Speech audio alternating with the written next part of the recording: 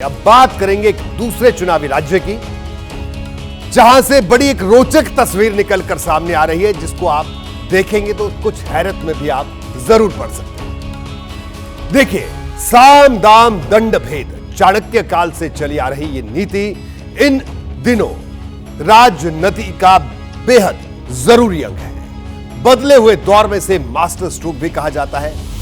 आज जब कांग्रेस ने तेलंगाना के लिए घोषणा पत्र जारी किया तो ये चाणक्य नीति मेरे दिमाग में फिर से ताजा हो। कांग्रेस ने अपने घोषणा पत्र में जो वादे किए हैं उसे देखकर आप भी यही कहेंगे कि सबसे पहले मैं आपको कांग्रेस के घोषणा पत्र की कुछ जरूरी और रोचक बातें बता देता हूं, फिर आगे बढ़ते हैं। लेकिन इन बातों को बड़े गौर से देखिएगा। तेलंगाना में कांग्रेस ने घोषणा पत्र जारी किया और कहा कि अगर वो सरकार में आती है तो हिंदू बेटी की शादी के वक्त 1 लाख रुपए और 10 ग्राम सोना दिया जाएगा। कांग्रेस के घोषणा पत्र में बात है। जबकि अल्पसंख्यक लड़की की शादी के वक्त 1,60,000 रुपए दिए जाएंगे। उच्च शिक्षा पाने वाली हर लड़की को फ्री स्कूटी देने का वादा है। 200 यूनिट तक बिजली फ्री देने का वादा किया है। महिलाओं को बस में फ्री यात्रा की सुविधा, गैस सिलेंडर 500 रुपए में देने का वादा सबको। तेलंगाना आंदोलन में जो लोग मारे गए उन लोगों के आश्रितों को 25,000 रुपए महीने की पेंशन और परिवार के एक सदस्य को सरकारी नौकरी। तेलंगाना आंदोलन के कार्यकर्ताओं के खिलाफ दर्ज मामले वापस लिए जाएंगे। उन्हें 250 गज के प्लॉट देने, किसानों का 1 लाख रुपए तक का फसल ऋण माफ करने का वादा है। किसानों को 20 लाख रुपए तक का ब्याज मुक्त फसली ऋण दिया जाएगा। पेंडिंग ट्रैफिक चालान को वन टाइम सेटलमेंट स्कीम के जरिए 50% छूट के साथ क्लियर किया जाएगा। राजस्थान मॉडल की तरह स्विगी, जोमैटो, ओला और उबर जैसी कंपनियों के लिए फील्ड पर काम करने वाले असंगठित क्षेत्रों के सामाजिक सुरक्षा देने का भी वादा किया है। ये बड़े वादे कांग्रेस ने किए तेलंगाना में। कांग्रेस के घोषणा पत्र में इस तरह के तमाम वादे हैं जो बताते हैं कि सत्ता हासिल करने के लिए पार्टियां किस तरह से जोर लगाती हैं। कांग्रेस की तरफ से ही घोषणा पत्र जारी करने के लिए पार्टी के अध्यक्ष मल्लिकार्जुन खड़गे हैदराबाद पहुंचे थे। मैंने अभी आपको सिर्फ वो वादे दिखाए जो कांग्रेस ने घोषणा पत्र में जारी किए। इससे पहले कर्नाटक की तर्ज पर तेलंगाना में कांग्रेस की तरफ से भी गारंटी दी गई है। 6 गारंटी दी गई है जिनका जिक्र खड़गे ने किया है।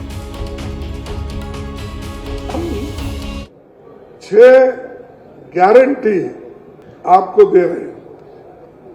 जैसा कर्नाटक में हम 5 गारंटी देकर और वहां के जनता को आज 5 गारंटी का जो डेट दिए थे आज वो इंप्लीमेंट हो रहा है। ये जो भगवान के नाम पे वोट मांगते हैं ना, उन्होंने कुछ नहीं किया। तेलंगाना में विधानसभा की 119 सीट है। पिछली बार कांग्रेस को सिर्फ 19 सीट मिली, लेकिन कर्नाटक जीत के बाद कांग्रेस का उत्साह और ज्यादा बढ़ा हुआ है। आज राहुल गांधी तेलंगाना के वारंगल में थे। उन्होंने भी मंच से उन वायदों का जिक्र किया जो कांग्रेस के घोषणा पत्र में नजर आ रहे हैं। मैं तेलंगाना के हर किसान को कहना चाहता हूं कि आपको कांग्रेस पार्टी की सरकार फ्री में फिर से गारंटी करके बिजली देगी। कांग्रेस पार्टी की सरकार आएगी, 500 रुपए का आपको सिलेंडर मिलेगा। हर महिला को 2,500 रुपए महीने के बैंक अकाउंट में हम डालेंगे। तेलंगाना में कांग्रेस की तरफ से जारी किया घोषणा पत्र राजस्थान, मध्य प्रदेश और छत्तीसगढ़ से अलग है और इसके पीछे दक्षिण भारत की सियासत है।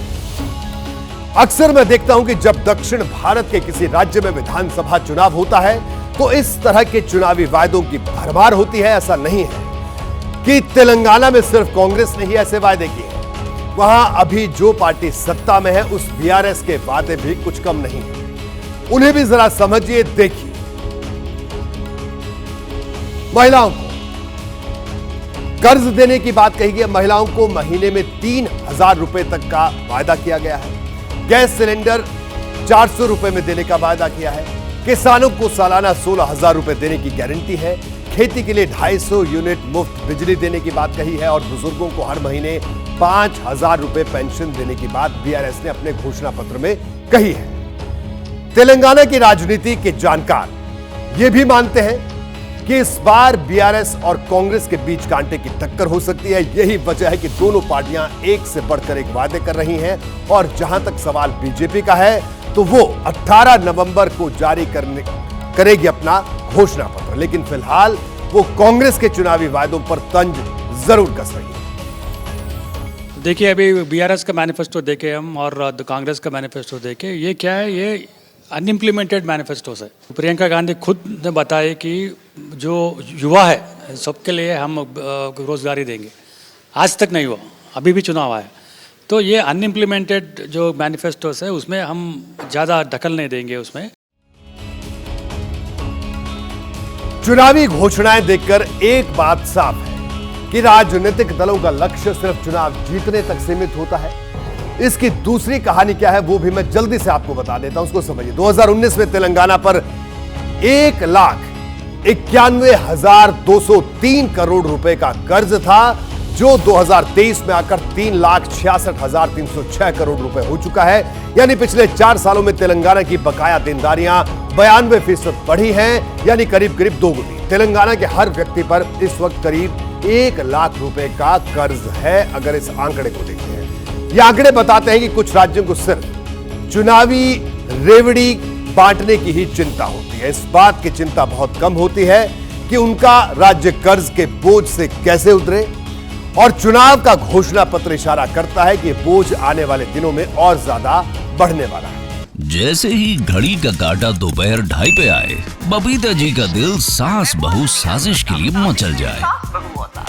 और ये है इनकी बहू, पूरे दिन ऑफिस की टेंशन हो जाए गॉन जब ये करें अपना फेवरेट शो फ्री टाइम पे ऑन। इनकी तरह आप भी देखिए अपना फेवरेट शो अपने टाइम पर और डाउनलोड कीजिए एबीपी लाइव ऐप अपने स्मार्ट टीवी पर।